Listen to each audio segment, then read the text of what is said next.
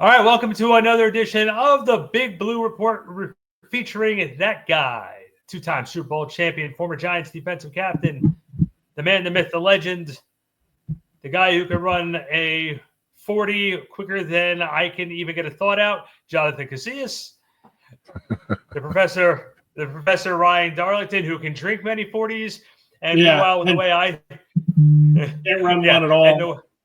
And I usually take an Uber to go 40 yards. My name is Randy Zellea from Back Sports Page.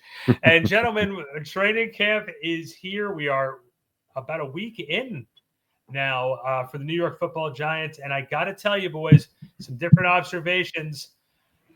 But we are on the way to September. And get it on your calendar against the Washington Commanders or whatever their name is going to be at that point in time. Boys, I got to tell you, the first couple of days of camp have been very interesting. JC, start with your observations. You were there today. What did you see? Well, since I was actually working for the first half of the camp, I had to stay a little bit longer to sign a couple more autographs. Then I had to get out of there early, so I didn't really see too much, but I did kind of ask around a little bit about what, my guy Paul Dottino, what my guy John Schmelk, what they've been seeing. First thing everybody says is Abdul Carter. That's the first thing everybody's been saying about who has been impressing them this camp so far. And, of course, it's Abdul Carter, his versatility on the field. And I only watched him for a couple plays. He looks the part. He looks good in his pads. He moves extremely well, extremely fluid. And I think Shane Bowen's going to have some fun moving him around on that defense this year. I heard Jermaine Illuminor, somebody that's been going against Abdul Carter, and Brian Burns, who also I heard is having a good camp too. I heard Jermaine Illuminor is doing a really good job anchoring down that side of the line. Andrew Thomas has been out, for a while. Evan Neal is kind of settling at the guard position. These are all good things, fellas. I've been hearing great things. Mind you, I probably watched 4 plays today total. I think I got 2 on video. It's hectic when I don't really go. I don't go a lot. So when I go, I got to come over here, say what's up to these people, come over here, talk to these people. You know how I am, Randy. I get to talking, man. I get to run in my mouth. But I did ask the 2 guys that I know have watched pretty much every team rep, which is Paul Dottino and John Schmelk. So those are the guys that they basically said Illuminor from the offense, and then Cam Scatterbull. They said Cam Scatterbull has been I wouldn't say surprising, but he's definitely been opening some people's eyes how smooth he is. He's a big bruiser of a guy, but he has very soft hands, and he's going to be a threat in the passing game. So those are the takeaways I took from, just like I said, I was there practice today, barely watched practice, but I did talk to guys that I know have watched every single snap since camp started of all the team periods. They've seen the one-on-ones. They've seen guys competing. I'm alarmed, though, guys, because I feel like, since this regime has taken over, especially since after 2022, it's been a rash of injuries, especially through, to some, main contributors. And, literally today I was like, man, I hope that the Giants got some luck this year, because it is luck that has to do with injuries a lot of times. And right when I said that, I wish the Giants had some luck with injuries, somebody goes down. I'm like, oh, my gosh, this is not good. So Malik Nabers walking up the field today, but he was walking. I seen Wan'Dale Robinson, Jalen Hyatt practice on the side, meaning, they're being held out of practice for some type of injury. I don't like that, guys. I don't like how the Giants are already down 3 receivers. 3 receivers that we all, are hoping to be, strong contributors on the offense and the input that first of all, the offense, they don't need no injuries. Right. We're talking about the second lowest scoring team in the league last year. They couldn't even break 17 points. They scored over 21 points, I think, twice the whole entire season last year. They can't afford to have injuries, guys. So I'm definitely a little nervous about that. I don't like guys missing a substantial amount of time during this time of the year, because this is where you kind of, get your feet wet. Of course you got the first game, but you want to be able to kind of knock those cobwebs off. You want to be able to, kind of get your feet involved in some active plays during preseason. So your first active play is not that first game of the regular season, and you're trying to, knock off the rust week 1, 2, and 3. And that's my fear right now, where the team is at. Everything else that I've seen from the team, everything that I've been hearing coming out of training camp has been good. The injuries I'm a little concerned about. Yeah, especially to those guys. I mean, if you think about it, that's 3 of our top 4 receivers, right, are held out because pending some issue, right? They're limited in some way, shape, or form. And you're right. It's not in addition to not needing to knock the rust off, in addition to needing to kind of get those cobwebs out, they have to spend this time building chemistry with Russell Wilson. They have to spend this time getting their timing right. They have to spend this time knowing how, he's got to see how they move when they're in particular spots. He's got to be able to tell them how to move when they see certain looks. And they can't do that if they're not on the field and practicing with Russell Wilson. So, it definitely is a little concerning. We've got about 800 million receivers in camp right now, which is good, right? We've got a lot of guys that are in there that can kind of be next man up. And I'm glad to see some of those guys get some reps in camp. All things considered, I think I'd rather it be our guys and have them be a full go. But in terms of what I saw at camp, I think I was there for Brian Daboll's first red-faced vein on his forehead popping out, screaming at the offensive line. It was a little bit sloppy in terms of penalties and things like that, but it sounds like they're starting to settle in. I'm actually very encouraged by the idea of Evan Neal settling in at guard. It does look like he's doing that. He is a mountain of a man. And so if we are going to have him in that guard spot, it's pretty good that the run blocking scheme is his strength, right? Is his power. I do think, fellas, that we are going to need to run a more balanced offense this year. And that may be why over the course of the last couple of days in camp, we have seen probably 2/3 of the offensive plays not be those moon balls that Russ is so fond of, but running plays, right? Getting Motor in on the action, getting Tracy in, sending some passes to Cam Scatterbo, right? I think that combination of guys is actually going to be very, very important this year because we do have to take some of the pressure off of Russell Wilson. We do have to lean into the one part of our line that we know is functional and good, which is the run blocking scheme. And it also forces the defense to kind of honor that run game and have everybody play up, which of course opens up the moon ball down the field. And so it all kind of plays in together. I'm excited to see the run game acting the way it is, right? It seems like it's pretty good. The line coming together is pretty good for me as well. I did watch Illuminor. He's had some success. He did get smoked by Abdul Carter, but there's going to be a lot of guys that are really good that are going to be getting smoked by fucking Abdul Carter this year. Absolutely. And that's a good thing. So I took that with a grain of salt. I had a couple different observations, again, of being there for 2 days. First off, I was there for the last day pre-pads. Well, the last 2 days before pads. On Friday, I witnessed Brian Burns and Wan'Dale Robinson have a pretty bad collision where Wan'Dale had to get carried off the field because they hit. Wan'Dale got up with spaghetti legs, fell right back down. Burns was Burns was more disappointed in himself that he let something like that happen. Mm-hmm. He didn't leave the field, sort of stayed on the sidelines, but he was done and for like the last 25 minutes of practice, and that was on Friday.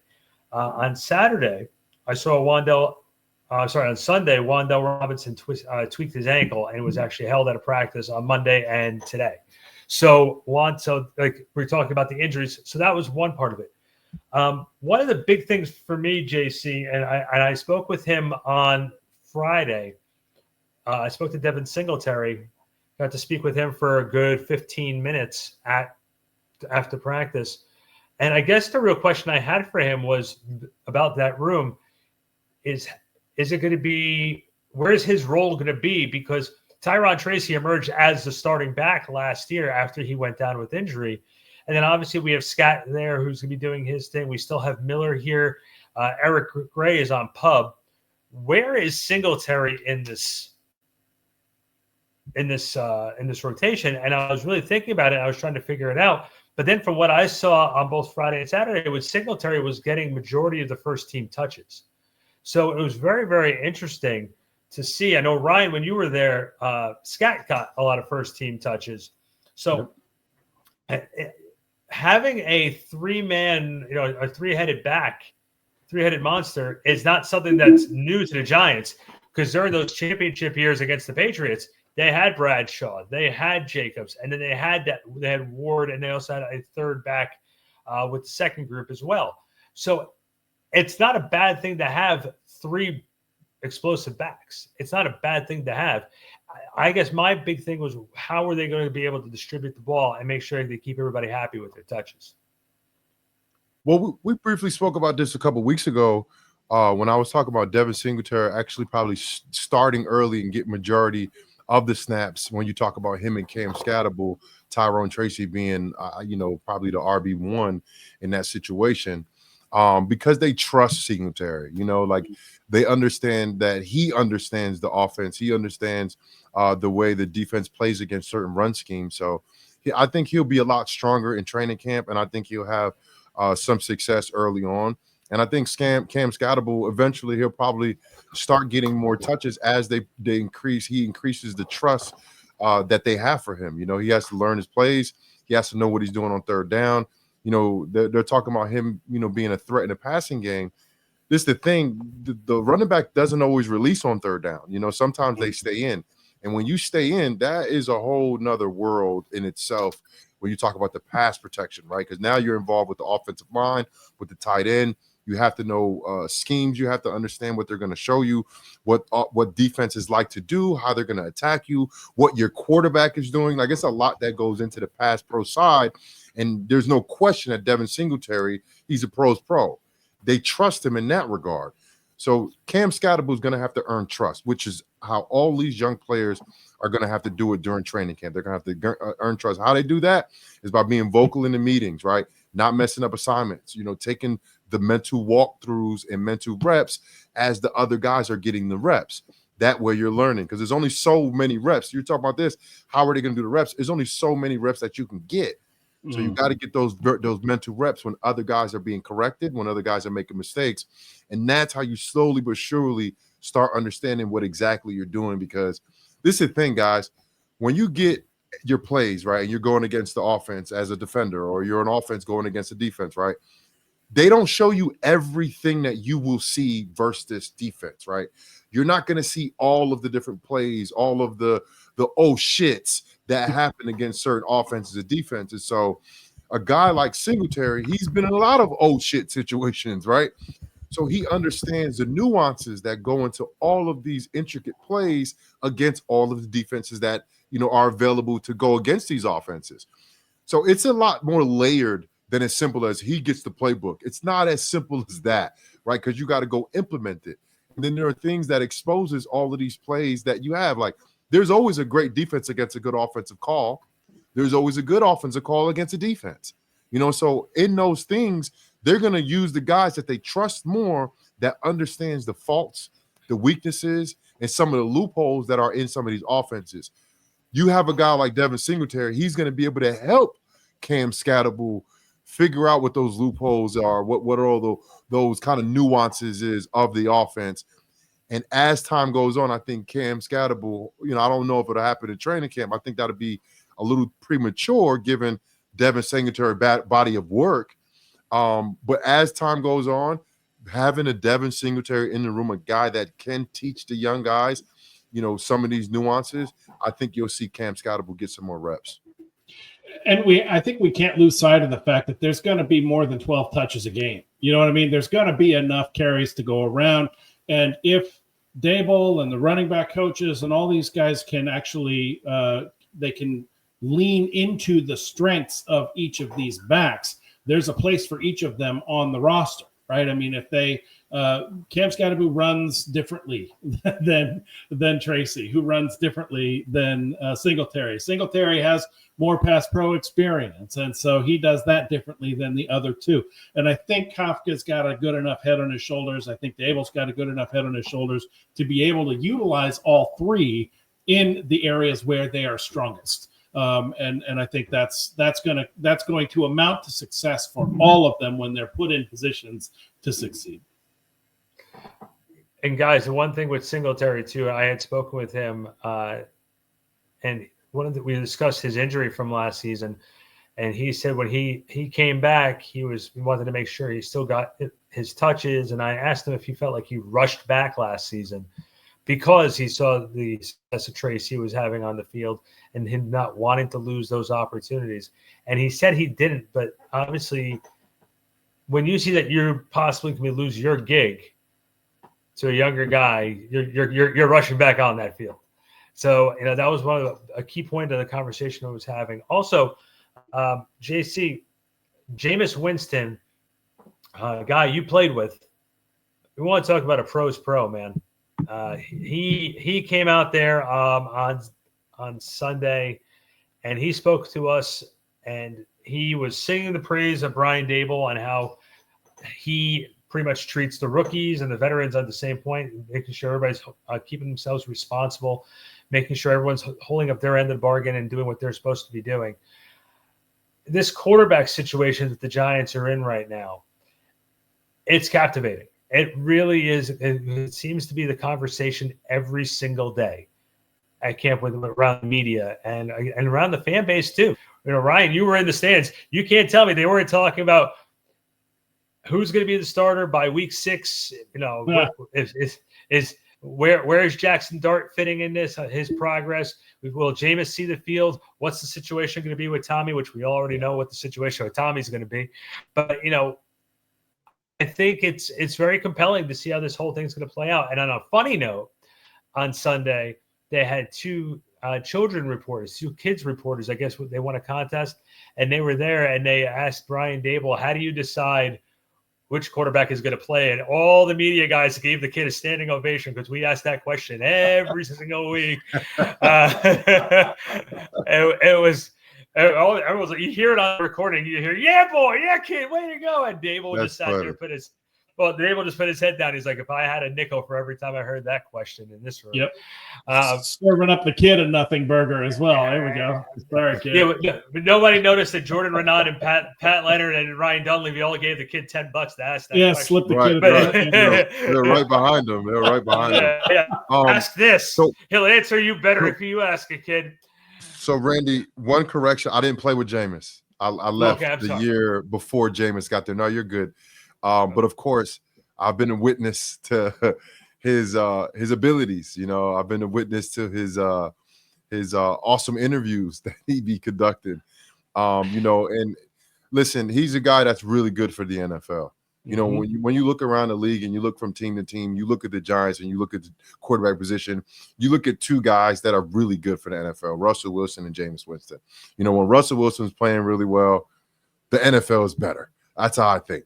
And when Jameis Winston is talking to the media, the NFL is better because he puts out great sound bites, and he's a great teammate. Everything I've heard from him, he's been on the Saints and backing up Drew Brees, and then when Drew Brees left, he took over, and then Taysom Hill would score his touchdowns, but then also he took that in stride, humbly as well. So he's a guy that. I don't know if he lasts the season for the Giants. This is kind of how, in my head, a perfect quarterback scenario, because the Giants got 4 quarterbacks. We all know the Giants can't keep all 4, right? I want to get Tommy DeVito on that 3rd quarterback, and this is the only way I see that this could happen, right? Russell Wilson is your starter. Jackson Dart is the future. So where does Jameis fit in all of that? I think we can use him as leverage. I think he can be used to possibly get a draft pick. Let's say a team has a quarterback go down, right? Like the Jets had a scare the other day with Justin Fields dislocating his toe.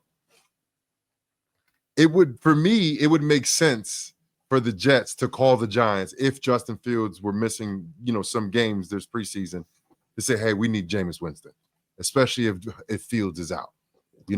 And that's nothing against Tyrod Taylor. I think he's an awesome quarterback, but he has some injury concerns.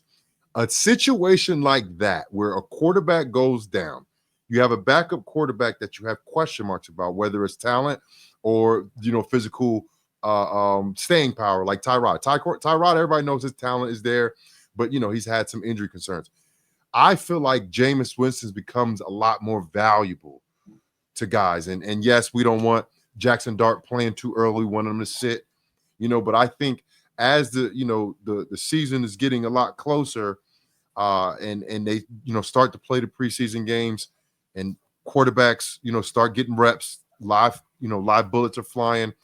I don't expect guys to get hurt, but if somebody gets hurt, if they lose a starter, if they lose a backup, I see Jameis Winston being a valuable trade asset for the Giants, and having Russell Wilson as QB1, Jackson Dart moving up to the QB2 slot, and then my guy, Tommy DeVito, staying on the New York Giants as QB number 3.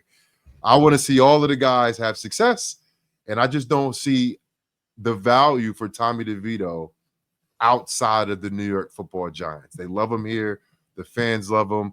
He is a Jersey Italian guy, and who doesn't love a Jersey Italian guy, right? So for me, that would make sense if we could figure out how to do something like that to get some type of value for Jameis, because I think he's a great quarterback. I think he throws a lot of interceptions, but I think he's a great personality that'll help amplify a locker room. So go ahead, Randy. Go ahead. I was going to say, Ryan, you and I have had this conversation before, and those were my exact words. I said those exact words. I said the Giants should be making phone calls. If I'm Joe Shane, I'm texting a guy over at the Saints and say, you need something over there, or like you said with the Jets, you need a situation. If I was Dayball or Joe Shane, I'm not the one calling nobody. Right. I'm not calling nobody. We are good here. We don't need nothing. I get it. You call us.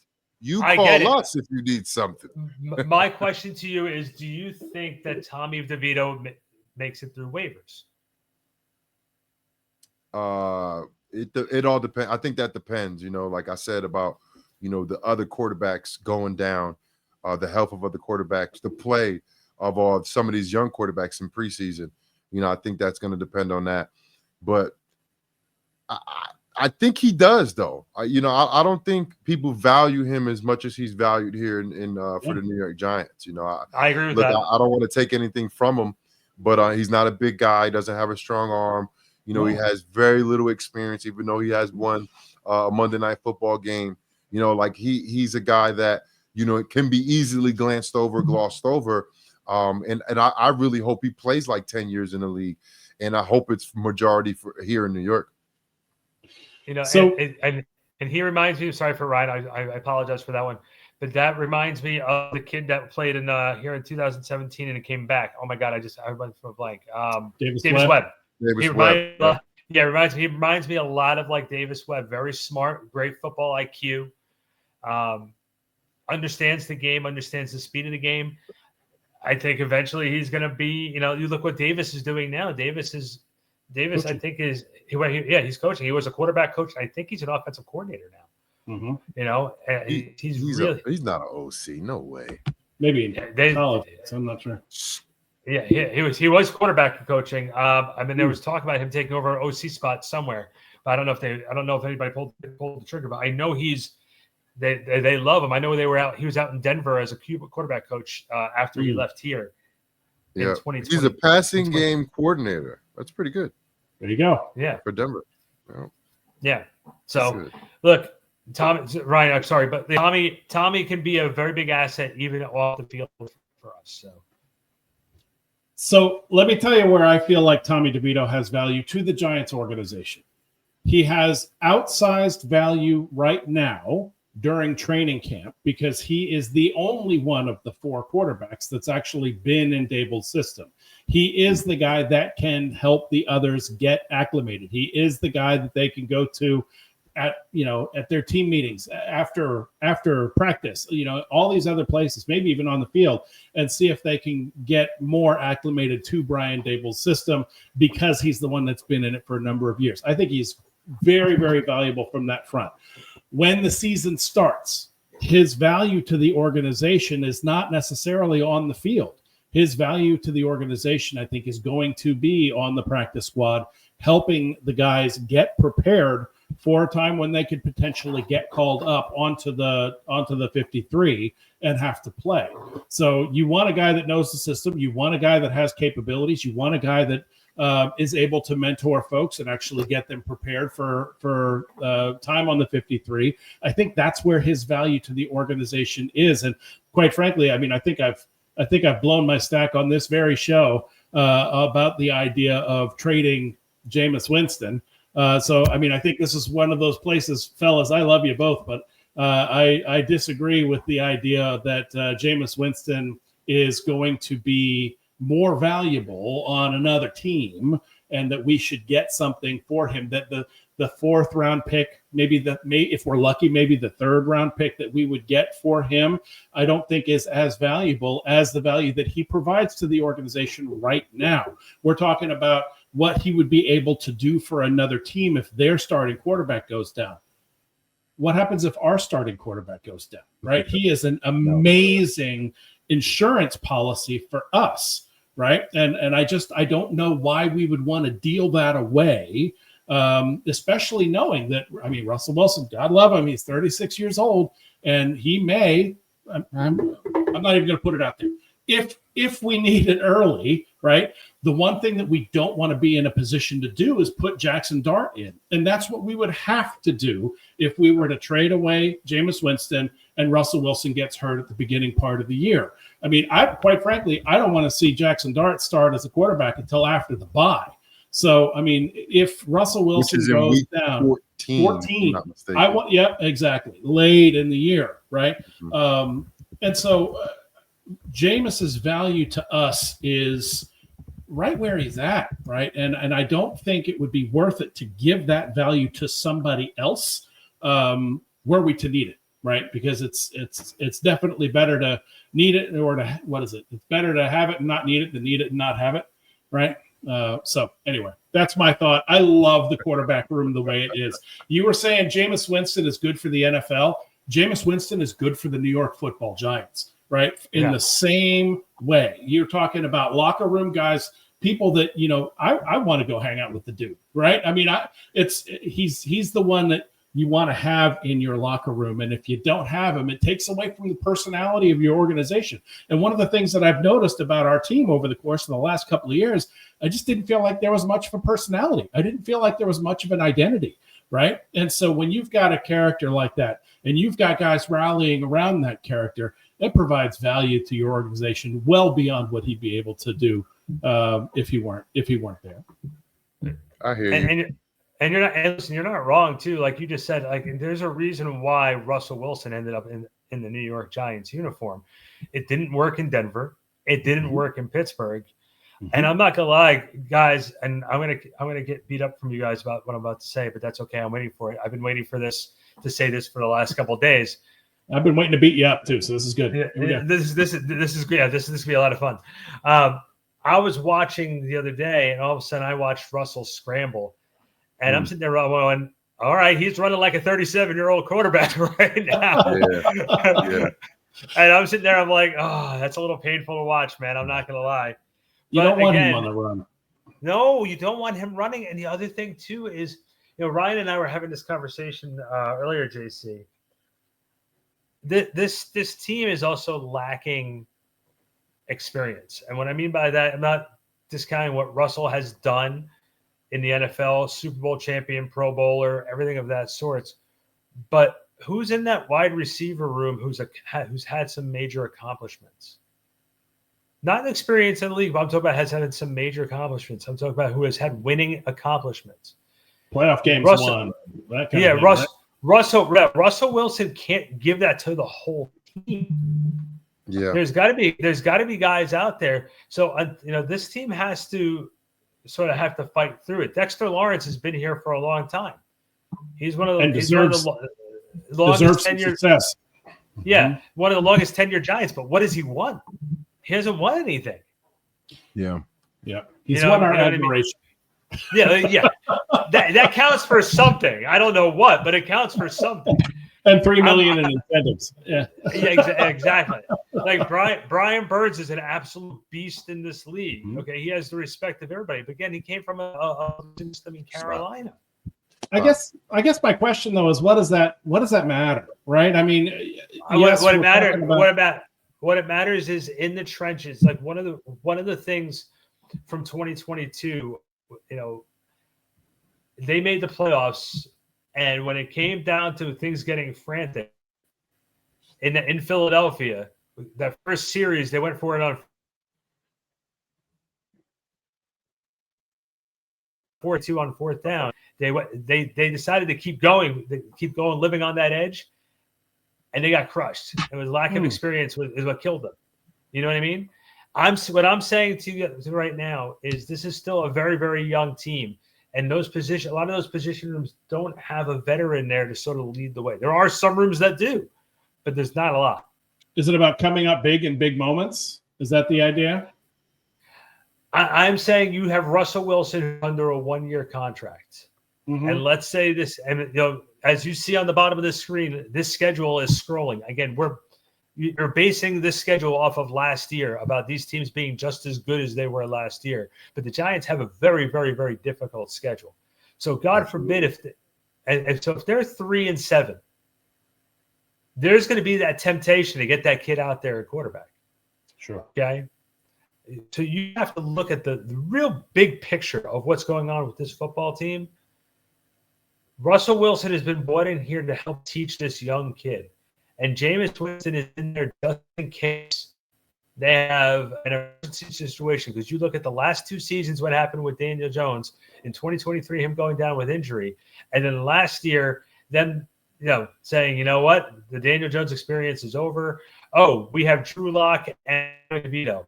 They're preparing themselves in case this goes bad this year, but they still can compete in games. Improvement for this team this year is being able to compete and still develop young talent, because that's what a rebuild situation is. Last year, they developed Malik Nabers, Tyron Tracy, Wandale Robinson got better. Guys on defense, Kayvon Thibodeau, showed signs. Andrew Thomas, when he did play, established himself as the best left tackle in this league. Guys, there's a lot of good things going on here. I just don't want people to get their hopes up thinking this is all of a sudden going to turn around and be a 9-10 win team. Yeah, and I think I went off about that last time we talked as well. I mean, tempering expectations is going to be the name of the game at this point. Listen, I am excited. I think this team has the right attitude. I think it has the right kind of mentality. I think everybody's working to get better. I think they know that they have nowhere to go but up, right? And I think they're going to do that this year. But, I mean, do I think that they're 7 wins better than they were last year? Do I think that they are playoff bound, especially coming from the NFC East, where we've got the Cowboys and we've got the Eagles being where they are? We've got the Commanders going to the NFC Championship game last year. A lot of things need to happen in order for us to make the playoffs. So I don't think that can be your barometer of success. I think, like you said, I think it's consistent competitiveness, right? Being competitive in our games, giving our best effort, showing that we understand the system and actually putting it out on the field, getting players to play up to their potential instead of below their potential, and setting everybody up for success. I mean, we put ourselves in a position 2 years ago where it was Daniel Jones or bust. And unfortunately, it was bust in a big way. And we have not done that this year. To your point, we've set ourselves up to be in a position where not only do we have a solid number 1, we have a solid number 2 and an up-and-coming guy as a QB3. And when he starts is going to be entirely based on when Dable thinks he's ready, right? I mean, he apparently is ahead of the curve by a lot of different markers, but what we see and what we think, what we find on the field doesn't mean a damn thing, right? What really matters is to Mike Kafka, to Shea Tierney, to Brian Dable, all of these guys, is he ready? Is Jackson Dart ready to start games? And until the answer to that question is yes, we've got plenty of other options. And that's one of my favorite things about this quarterback. And one of the things you just said too, and I want you your opinion on this. I look at this Giants offense, the weapons they have in the wide receiving room, in the tight end room, and in that running back room. Russell Wilson has played on some very good teams in Seattle. I can't remember a time where he had this many weapons, this many options. I'm not talking about standout players. I'm talking about solid options in all three of those positions: the wide receiver room, the running back room. Yes, he had Marshawn Lynch. Yeah, I'm about to say, bro. He had Metcalf. I'm not saying standouts. I'm saying solid players across the board. I'm saying you have like a higher floor. Yeah. Like you're talking about three running backs who right now you can make an argument. We're going to see what Scott's going to be able to do between Singletary and Tracy, and then you're going to throw Scott in there too. He has three solid backs with him. He's got whenever's healthy in that wide receiver room. And by the way, if Wan'Dale Robinson can stay healthy and Nabers is on the field and Slayton is on the other side, both of those guys being downfield, that's going to open up the middle for Wan'Dale Robinson to catch and go. All right, so that's one of the things. By the way, well, right now he's on a milk carton. Okay, until he's out on the field, as far as I'm concerned, he's on a milk carton. Please call the New York Giants if you've seen him because he has not been around. So we have an unfortunate situation with somebody who is going to be out for the entire season, and that's Bryce Ford Wheaton. Oh God, yeah. That's another camp and year that he's going to miss due to injury in his very young career. And he's a guy that was like the sixth receiver, maybe fifth, sixth receiver, but a valuable asset on special teams. One of the core guys that made an impact last year every single week, man. So now that you got other guys now, right? So you have Amir Smith-Marset, who's basically strictly a punt returner, kick returner, but then you have the return of Gunnar Olszewski. Yep. So now that's going to be an interesting situation. It's like, all right, we can't keep both of those guys because those are the same guys. Those are returners, fifth, sixth wide receivers. Who's going to be that guy that it may come from the safety room, it may come from the linebacker room, it may come from the tight end room? Who's going to be like that third or fourth tight end, that third or fourth middle linebacker, right? That third or fourth safety who can fill in the shoes for Bryce Ford Wheaton? Because it's not always about having a wide receiver that can fill that void because of the things that he did. He wasn't a returner. He was more of a penetrator. He was more of a tackler. He was more of a blocker. So it'll be interesting to see who would step up and kind of take that place of a guy that we know is going to miss this year. He's a guy that's not going to be on the team because he's out for the season. And I think that's an interesting place. And like I said, we don't know what room it's going to come from because the wide receivers already got two guys battling out, and they're only going to be teamers basically, Olszewski and Amir Smith-Marset. So it may not come from the wide receiver room. You may keep an extra safety. You may keep an extra tight end because of Bryce Ford Wheaton being down. Yeah. And I have a question for you guys about a guy who questioned his role because of that very crowded tight end room. What happens with Daniel Bellinger right now? Yeah. That's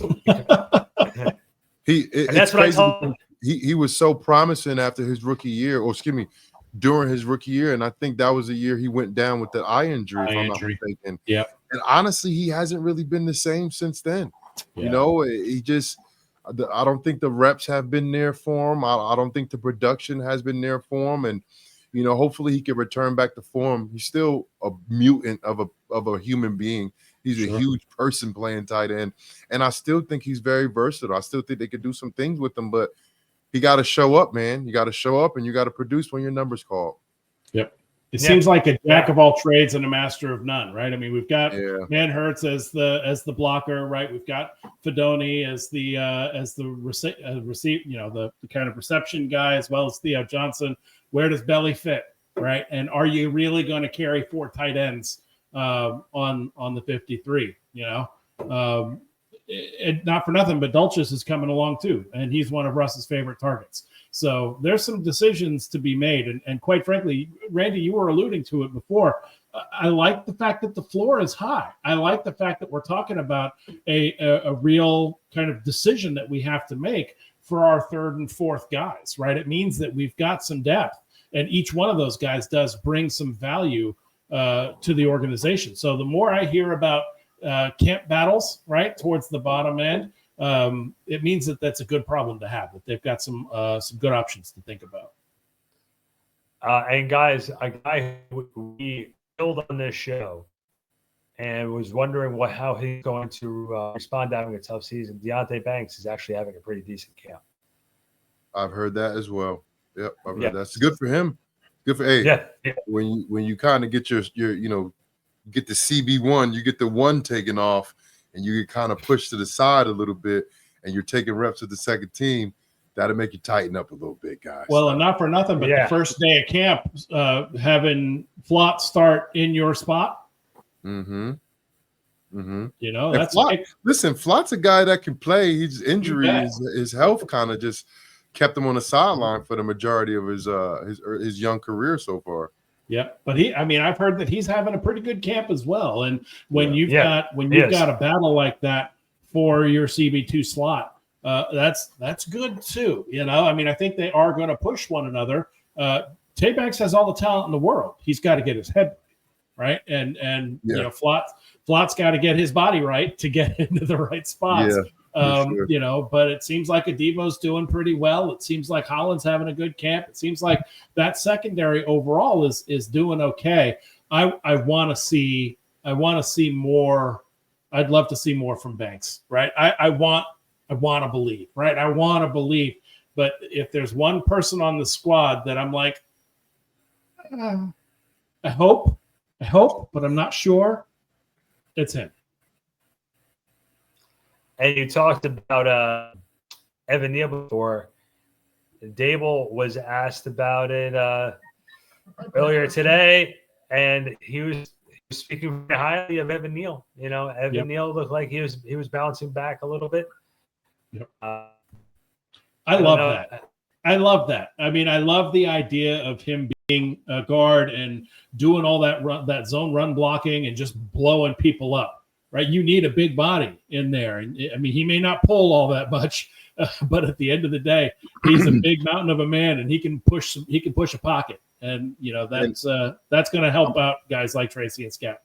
I want to see how he does in the passing situations inside instead of being outside. You know, you have a little bit more protection from the guard and your tackle. You know, being in between both of those guys, there's a little less space. You know, for the defender to move around.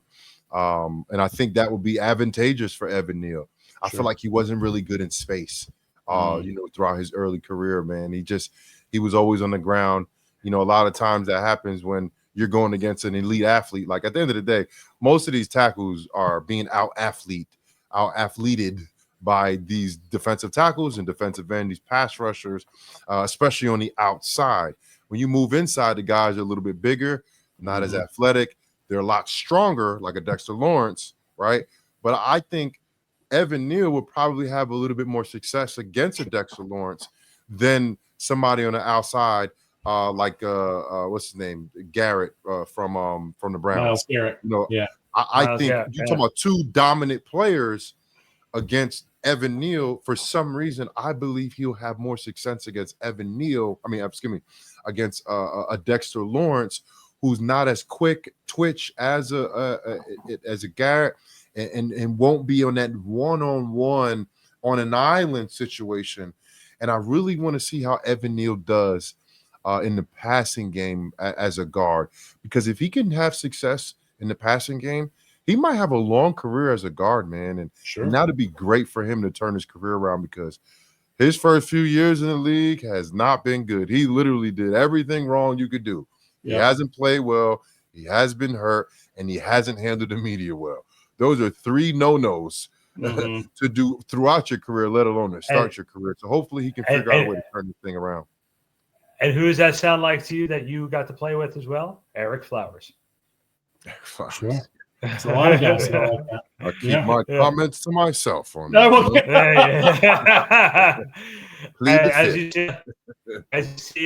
As you see on the screen, I put a quote from Brian Dable earlier today about Evan Neal.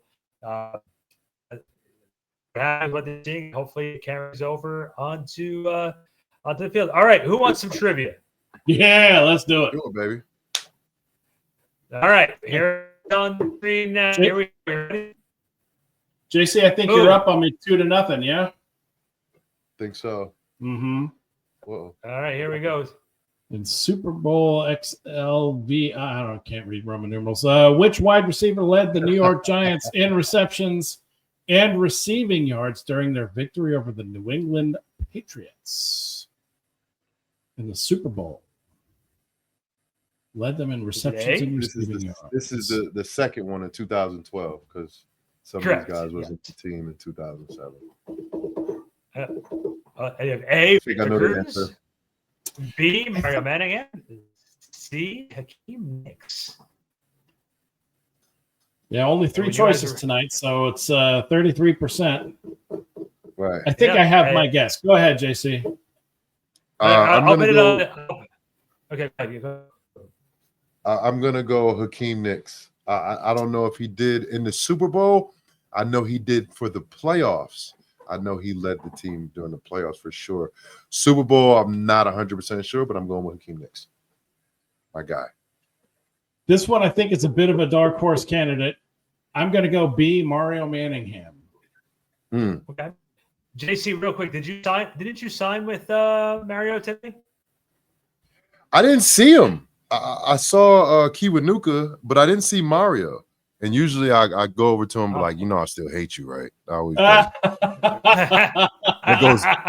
that goes back to Michigan versus Wisconsin, 07, 06, 07. All right. Man, today was a star-studded day. Go ahead. Yeah, what do you got? Here's the answer. Oh, you got me. 3-0. Jimmy, 3-0. Ryan. That sucks. 10 receptions for 109 yards, all receivers in the game. Man had hands that were 3 feet long. Yeah. He's my dog's uncle. He's he owns my dog's brother. He's the one that was like, yeah, JC, I just got this Cane Corso, and he was like, they got one more boy. I was like, for real? So I went down to go get him from North Carolina. So gotta love it. I got my doggy. Yeah, there he is. Ryan, who was there yesterday who was signing when you were there yesterday? I have no idea. I'm going to be honest. I have no clue. I passed by him, and I can't remember what the name that was on there. Yeah, I was not looking for autographs. Let's put it that way. I knew my man wasn't going to be there until the next little day. Spot in the shade because it was in the shade. It was hot, dude. Come on, I'm too fat. It was hot. I can't. I will tell you on Sunday at practice, because the weather was overcast and I knew it was going to rain. I tied a jacket to my waist, and for the first 90 minutes of practice, I felt like a total idiot walking around with a jacket tied to my waist, and everyone was looking at me like I was an idiot.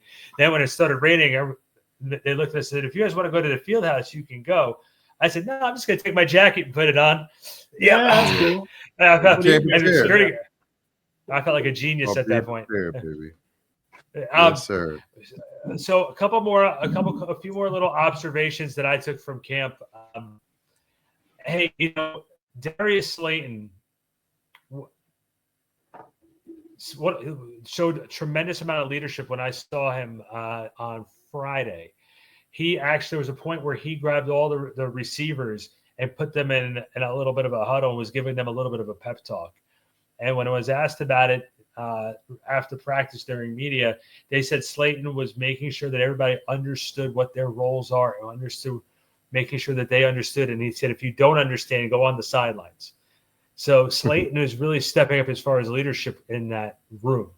I think it's telling to have a guy, we were talking about leadership and people in there, but Slayton is just a guy who loves this organization, wanted to be here, sign back. I think, look, he's not going to be he's number one. He's definitely not the wide receiver one. But I think he's going to be able to help make a difference on this team, and he's going to. I think Russell Wilson's going to lean on him early in this year. Yeah, and I think he has been, the last few years has emerged as the leader on the offense. Kind of the guy that's always around. He hasn't really missed a lot of time. as other leaders in terms of injuries. Andrew Thomas has kind of been on the shelf the last few years, on and off. And then, Daniel Jones, played quarterback with Slayton his whole career. He's been in and out of the lineup. And those are the other two guys that I felt like throughout his tenure have been the other leaders. Slayton has been the most consistent person there, in terms of not just, availability, but also performance as well. He may not have been the Pro Bowl type of receiver, but having consistency in the league and having staying power in the league, that regards you with a certain amount of respect. So he's going to get that respect from the guys. And now I feel like he's taking full advantage of, the level and, the longevity that now he has in the NFL. And that is very well respected throughout the league. Everybody respects a veteran in the NFL, no matter what capacity you are, and he now garners that attention, and, he's using it wisely. And I think a guy like Nabers, Wandale, all of those young guys, even Jalen Hyatt, they need a guy like Slayton to kind of fall back on if maybe they have some things that they need to get off their chest and maybe need to handle the media a little bit differently this year. Nabers. And how he deals with some of these interviews and with the camera being in their face. I think he's great. I love that they're keeping him year after year and not looking to replace the veteran leadership that I feel like has been removed throughout the years and throughout this tenure of Daboll and Joe Shane. He's a guy that has kind of outlasted the different regimes. Yep. 3 years, $36 million is not a gift. They didn't give it to him just because he's a nice guy, right? They gave that contract. Oh, Brian, that was deep. But listen, they gave them that contract because he has value. And it's not just about his consistency on the field. It's not just about the 800, 900 yards you're going to get out of him from a receiving standpoint. It's about him taking that leadership role. It's about him taking the receivers to the side in the middle of training camp and setting them straight, getting everybody on the same page. It's about him being in the locker room. He provides value beyond what's going on the field, and that's something that was lacking over the course of the last few years. I don't know if it was just a lack of a desire to really be vocal about stuff, but he is a veteran leader that provides value to this organization. And I'm personally super happy that we've got him locked up for the next few years, because I do think he's got a tremendous amount of value on the field and off. And there's two things I have to add to that. One, I think we've talked about this on this show. They set up his contracts for when it expires. Nabers is off his rookie deal. Mm-hmm. So Slayton will be coming off the books when it's time to renegotiate with Nabers. Yep. Also, too, the other thing is you look at Darius Slayton and Dexter Lawrence. I believe I have to look. So this is not 100% accurate, but I think my gut is telling me that I'm right on this. They both were drafted in 2019. They might be the longest tenured Giants on this roster right now, as far as being with this organization. So that's Dexter Lawrence and Darius Slayton. That's saying something. Those are the two most well-respected guys. So it's something to really think about.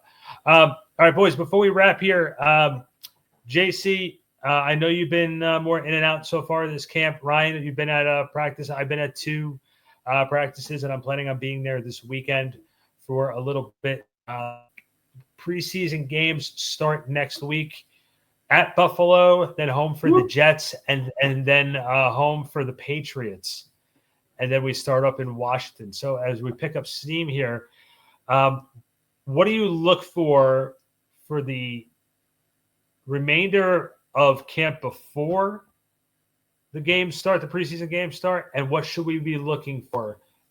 Let's each pick 3 guys who you're keeping an eye on between now and Final Cut Day. I'll go first. I think my guys, the 3 guys I'm going to really be looking at that are super important to the organization and are somewhat question marks. It is Tay Banks for me. It is JMS for me as well. And it's Evan Neal, how he continues to progress as a guard. I think the offensive line is still a question mark, right? Because even now, with Andrew Thomas not being in here and really only coming up theoretically on week 1, there's some consistency problems there, right? They're going to have Hudson throughout camp, and it's great that Hudson's getting those reps. We may need him throughout the course of the year, so that's good. But you're talking about starting on week 1 an offensive line that wasn't together all camp. So there's still some question marks along those lines, and it's actually going to be very, very important that line produces in a very consistent and positive way, because it all starts and ends in the trenches, fellas. And if we can't get a handle on that offensive line, we're kind of fucked. No matter how much talent we have in the running back room or in the receiver room or in the tight end room or in the quarterback room or anything like that. Jason? So I a guy we spoke about earlier, Daniel Bellinger. He's a guy that I think has potential and has the ideal size and the capabilities to have, a long career in the NFL as a tight end. We just need to see a little bit more out of him, I believe. And I'm interested to see how it works with playing time and where they're playing him at this year. At the tight end position, are they splitting them out? They put him at H-back. They put him in at fullback. We're going to see how they're going to use him in preseason. And 2 guys from the defense. First one is Deontay Johnson. He's a guy who had a great preseason last year. And I forgot exactly what happened to him, but I know he got hurt. He got hurt in the final preseason game. Yeah. I don't remember exactly what happened injury-wise, but I know he missed the whole year. And I'm excited to see it. He's a tall, slim, athletic linebacker who can add, I think, a nice presence on the defensive side of the ball and be one of the 4 core teamers to play all 4 special teams consistently at a very high level. And a guy that I met at the airport in Colombia, Chris Board, another linebacker that was brought in from, was it Chicago? No, he was in Baltimore. But did he come from Chicago? I forgot where he came from. But Carolina? He's a guy, but maybe it was Carolina, because I know he was in Baltimore for a while, and he was in New England for a while too. So he might have came from Baltimore. But he's a guy that, now that you lose Isaiah Simmons, he's not here. Who's going to kind of fill in for that blitzer, that cover guy, that special teams guy that added some depth on defense, wasn't like a main stay on defense, but was a valuable commodity when you think about the defensive side of the ball and special teams as a collective unit. So I want to see which one of those guys. It might be between those guys, to be honest, when you talk about who's staying on for that 3rd, 4th middle linebacker and also 4 core special teamer. Chris Board has more experience. Deontay Johnson has the U factor and the athleticism on his side. So I'm interested to see how that pans out throughout the preseason. And my 3, the first one is Kayvon Thibodeau, and mostly because this is the first time we're going into camp where we're not talking about him. We're talking about Abdul Carter. We're talking. So so it's gonna be very interesting to see how Kayvon reacts with the attention not being on him, and knowing that they picked up his 5th-year option. He sort of now has to play. He's not, he has to sink for his supper right now. If he's going to get re-signed, he has to start earning it now, and he can't get hurt. He has to be on the field, and he also has to set the example. Him and Brian Burns have to set the example for Mr. Carter, and it's going to be something to really keep an eye on, knowing that it's not all about him. It's not, the first 3 years was all about Kayvon Thibodeau, and now it's not. So now it's going to be very interesting to watch to see how he reacts and how he steps up to handle everything. I really want to keep an eye on Wan'Dale Robinson.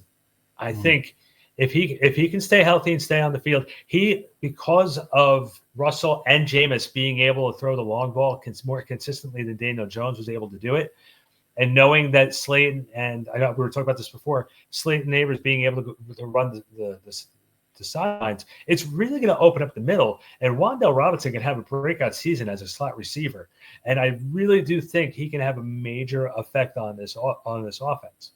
I think it's going to make the defenses stay honest and really, really step up and make them play. I'm going to keep an eye on Wan'Dale Robinson. I'm going to stick with the offense.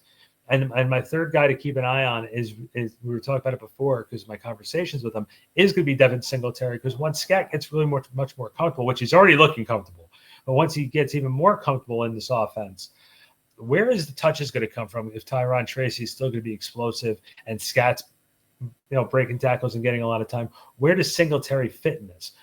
the championship teams that played the Patriots constantly had a 3-man running back rotation. I can see that happening here, but I can also see Dable going with his comfort zone and going with guys that he feels more comfortable. He sees that Scott's playing well. He's seeing Tracy playing well. I can see Singletary being the odd man out. And, I think he's under contract for the remainder of this season. And then they have some decisions to make. So I can imagine him getting sort of pushed out and not be used because they're going to focus on their future. So those are my 3. Sticking with the guys, 2 of the 3 being offense, and of course Kayvon being on defense. So that's my those are my 3. And if you listeners out there, all 3 of you, if you want to put your 3 in, definitely throw it in the chat. Whether you catch us on Facebook or you catch us on Insta or wherever, give us tips as well. We do look at that. And by the way, I wanted to let you know, I got a compliment when we were when I was over at a store and we were talking about the guy. He said to me, he's like, "You're on that Giants podcast with Jonathan Casillas." I was like, "Yeah," and he says, "JC's got one of the smartest football minds in the business." So, and I agree with that. And then I said, "What about me and Ryan?" He says, "JC's got one of the smartest football minds in the business." So, smart guy, a very, very, very smart guy. Yeah, sounds right. 100% on the money. You guys can follow the Big Blue Report on social media and all your podcast platforms like to listen to. Check it out, the Big Blue Report. We'll be back more training camp updates. Keep going on there. I'm going to be posting as much as I can, both on Spotify and, of course, at backsportspage.com. I have my daily practice reports. I have one going up in a short few minutes, so check that out. And we're going to try and update as much content as we can. We're going to have lessons from the professor coming up. That's going to be a little segment we're going to be going with. I can't wait to watch that. It's going to be amazing. So for Jonathan Casillas, I'm Randy Zellea. That's Ryan. I was about to say I'm Ryan Darlington, but that's Ryan Darlington. Ryan Darlington, Jonathan Casillas. I'm Randy Zellea. We'll see you next time at the Big Blue Report.